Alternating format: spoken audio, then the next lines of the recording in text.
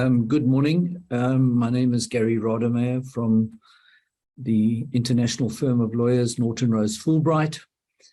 And the topic that I've been asked to speak to this morning is the legal framework surrounding infrastructure projects. It's a broad topic, and it's difficult to determine precisely what to say in a relatively short period of time allocated for the presentation. So we will get right into it. I'd like to give you a short introduction, and that is the National Development Plan aims to eliminate poverty and reduce inequality by 2030.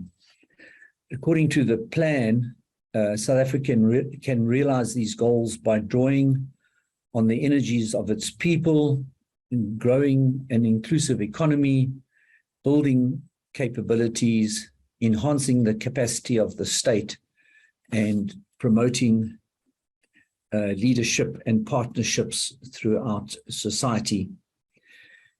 And then in order to establish a foundation for achieving the National Development Plan's vision of inclusive growth, the National Infrastructure Plan of 2050, which I call NIP 2050, was prepared by Infrastructure South Africa. And the acronym ISA is often given to that organization. The NIP 2050 offers a strategic vision and plan that link top NDP objectives to actionable steps and outcomes.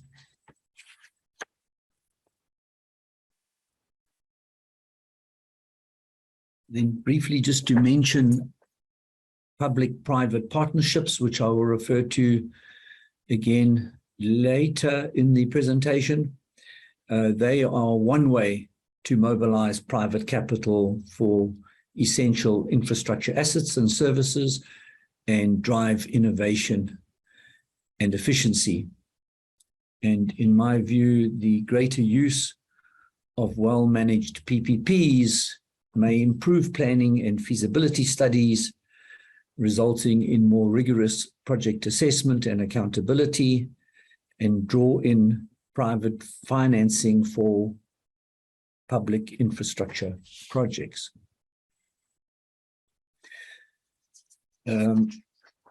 Government is making headway on some of its aims to promote sustainable infrastructure development, which we use the acronym SID, with a number of key developments recently announced to further the country's infrastructure and economic recovery goals. The government has set up a body called Infrastructure South Africa, with the acronym ISA, to lead revised institutional arrangements for infrastructure development. ISA's establishment is part of government's goal of attracting participation and funding from the private sector through presenting a pipeline of bankable infrastructure projects. Moving along to NIP 2050. According to NIP 2050, the proposed reforms would improve functioning and efficiency of PPP and other procurement mechanisms and improve the attractiveness for private investment. There are some notable reforms currently underway, including a review of Regulation 16 of the Public Finance Management Act, which is usually referred to as the PMFA, and the PMFA governs PPPs, the Infrastructure Fund, the Municipal Investment Program Project Preparation Facility, and the establishment of Infrastructure South Africa.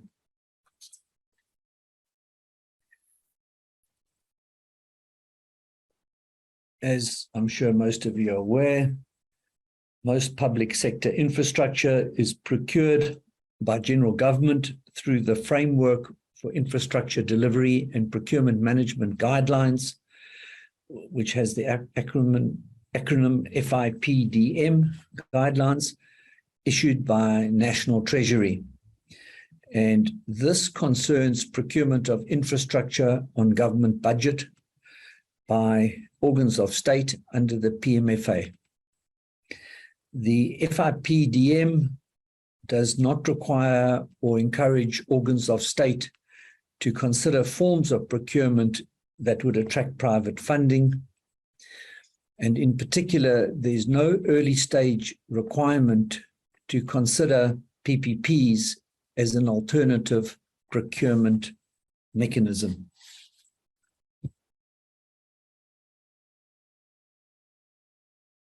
FIPDM and Regulation 16 are apparently being reviewed to improve functioning and efficiency of PPPs and other procurement mechanisms and improve the attractiveness for private investment in South Africa.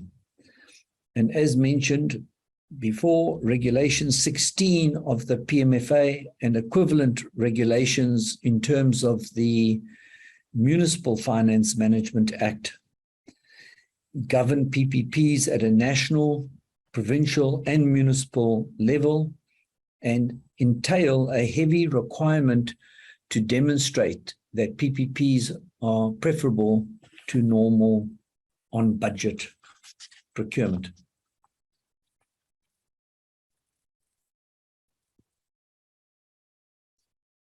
Moving ahead a bit to describe to you a bit about the Infrastructure Development Act, being some important legislation.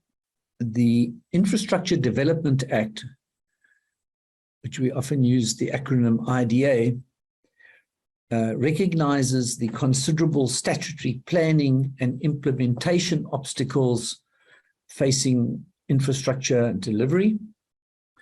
And this act provides a statutory instrument by which obstacles to the expeditious implementation of the National Infrastructure Plan can be removed via facilitated and expedited approvals, authorizations, licenses, permissions, or exemptions that may be required in terms of legislation.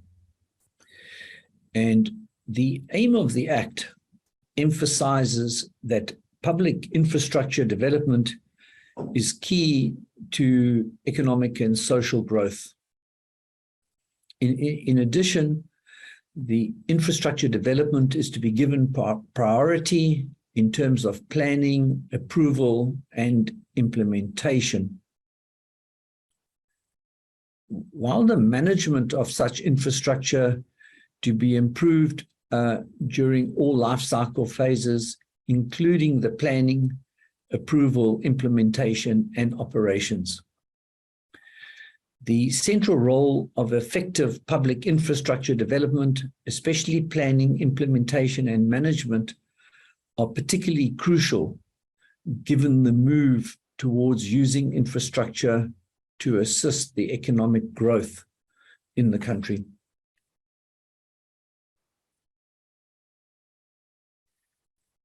It's also apposite to mention that an amendment to the IDA is expected. Although the nature of the amendments are not known, the possibility is that they would be aimed at addressing a disconnect between the current Act and the creation of ISA and the various infrastructure funding mechanisms, such as the newly operationalized infrastructure fund.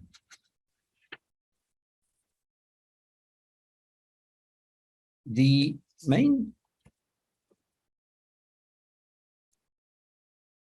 legislation that one has to look to when considering infrastructure projects is Section 217 of the Constitution, the PMFA, and the PFA.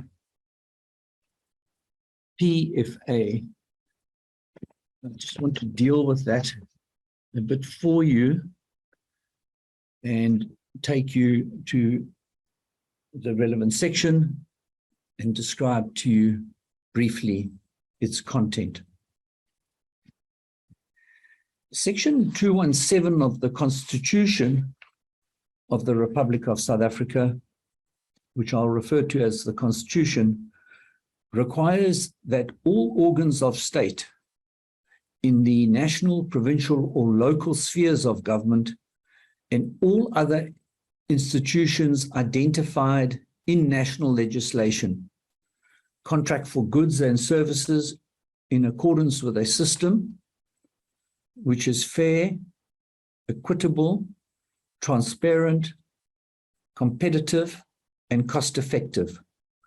Those are known as the constitutional principles. And Section 239 of the Constitution defines an organ of state as including any functionary or institution exercising a public power or performing a public function in terms of any legislation. One such entity would be Transnet. And I mention Transnet because of the forthcoming gas to power program and their large-scale LNG terminal project in Richards Bay in KwaZulu-Natal. Transnet qualifies as an organ of state by virtue of it performing a public service and function in terms of the Succession Act and exercising all the powers of a government department. Turning then to the PMFA, it establishes the framework for the design of procurement systems for government departments and organs of state, such as Transnet. That framework, which entrenches the constitutional principles, apply to public-private partnerships and other supply chain management processes to be undertaken by government departments and organs of state. And in terms of Section 3, subsection 1, subsection B of the PMFA, read with Schedule 2 thereof, the PMFA would apply to, for example, Transnet, as well as each subsidiary. Now, it's also just interesting to mention to you concerning the terminal project in Richards Bay, that depending on the option that Transnet choose, it would probably not constitute a PPP project, even though the definition of a PPP under Regulation 16 of the Treasury regulations for departments, trading entities and constitutional institutions and public entities issued in terms of the PMFA in May 2002 encompasses the commercial transactions envisaged by the project. I'm referring to the project in Richards Bay. And the reason for that is that the project will not qualify as a PPP to which Regulation 16 of the Treasury regulations applies, because Regulation 16 only applies to institutions which is defined in the regulations as including a department, constitutional institution, and public entity listed in Schedules 3A, 3B, 3C, and 3D, to the exclusion of major public entities listed in Schedule 2, such as Transnet. So one has to study the legislation carefully to determine whether what regulations may apply to a PPP project. It's also relevant for me to mention to you that Section 2172 of the Constitution provides that subsection 2171 does not bar an organ of state from implementing a procurement policy that provides for categories of preferences in the allocation of contracts and protection of the advancement of persons or categories of persons disadvantaged by unfair discrimination. The Preferential Procurement Policy Framework Act 2000, which we call the PPPFA, serves as national legislation which prescribes the framework within which such preferential procurement policy must be implemented. The PPPFA applies to organs of state in respect of which the Minister of Finance has, by notice in the Government Gazette, recognized as an institution or category of institutions to which the PPPFA applies.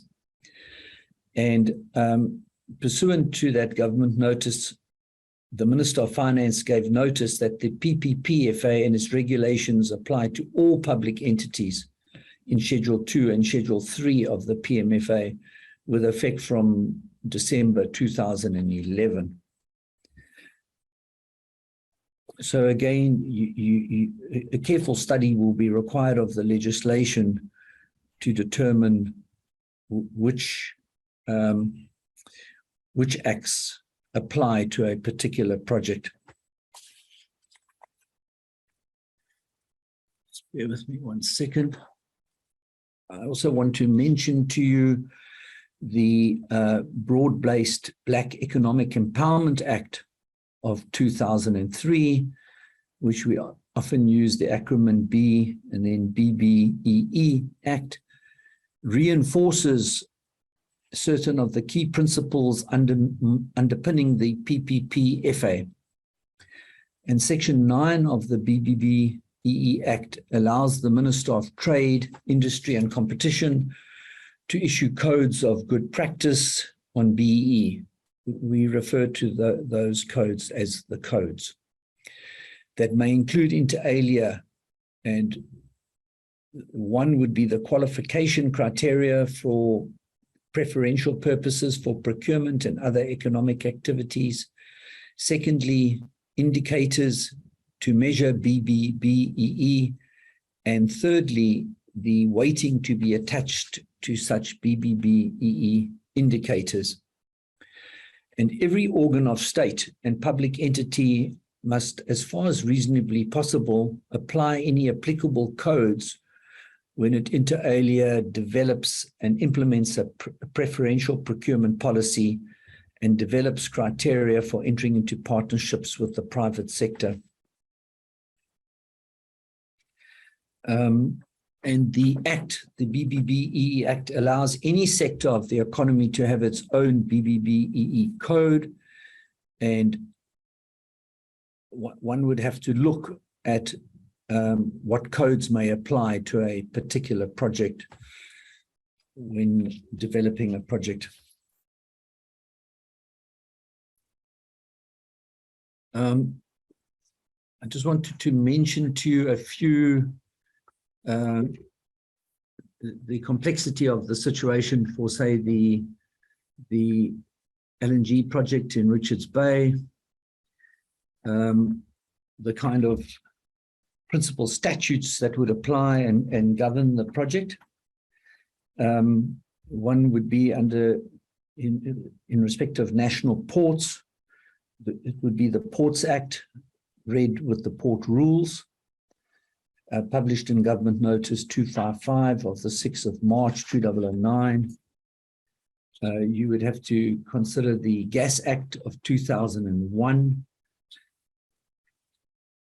You would then, concerning environmental heritage and occupational health and safety, The act that would apply to that would be the National Environmental Management Act 107 of 1998, for which we use the acronym NEMA. And concerning environmental approvals, the National Environmental Management Air Quality Act of 2004 is relevant. The National Water Act, the National Environmental Management Biodiversity Act, and the National Environmental Management Protected Areas Act. There are some others as well: the National Heritage Resources Act, the National Environmental Management Act, the National Building Regulations and Building Standards Act, the Standards Act, the Occupational Health and Safety Act, and possibly the National Road Traffic Act. You will see that there's a huge number of acts that need to be considered when developing a project such as the LNG terminal in Richards Bay.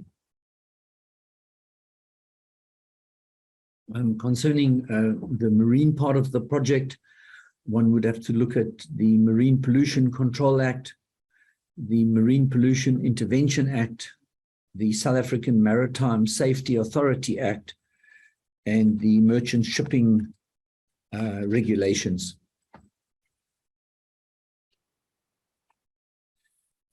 One will immediately realize the complexity of the legislation that you would need to take into account.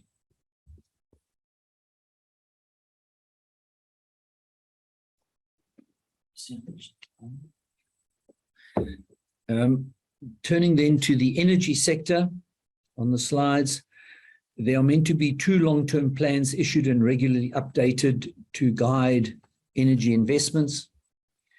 The IRP provides guidance on forecast electricity demand, indicates how that energy demand will be served and at what cost. Then I refer to the Integrated Energy Plan, and that's meant to guide infrastructure investments for the entire energy sector, consider all viable energy supply options, and guide the selection of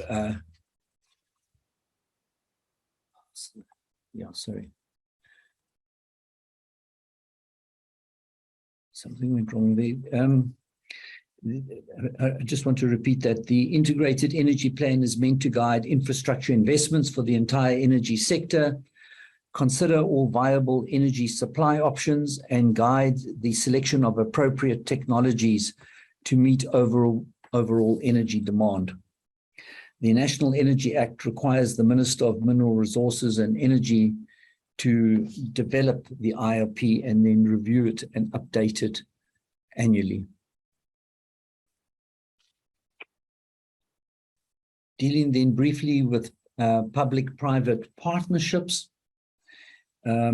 Uplifting communities is at the heart of public-private partnerships in South Africa, as well as the broader African context. And to be able to finance a large number of infrastructure projects to meet the development needs of growing populations, many African governments are increasingly turning to innovative financing structures. And one such finance mechanism is the use of PPPs, which sees government joining forces with the private sector to achieve certain development goals. And the financing structure of a PPP varies widely from project to project and sector to sector, and is closely linked to the funding sources that can be secured for each transaction. Treasury regulation is issued under the Public Finance Management Act, does not exclude or restrict the type of financing arranged in respect of a PPP. PPPs typically involve the private partner raising both debt and equity to capitalize the project, with the debt usually secured on a project finance basis. And then the National Treasury standardized PPP provisions have been developed for this typical PPP financing structure and sources of funding. Some PPP projects, however, do not involve debt finance at all and are initially funded either wholly through corporate finance or by a combination of government funds and private equity. And in the end, in end-user pay projects, there may also be an element of government funding support to either or both the capital and operating costs of the project.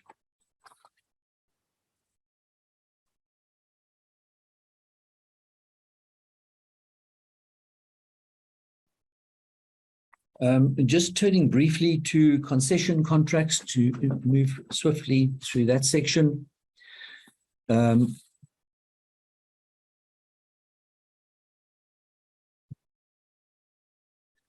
scroll. Okay, a concession is a form of PPP. It's a long-term contractual arrangement between a government or other public sector body and a private sector operator who has been awarded the concession.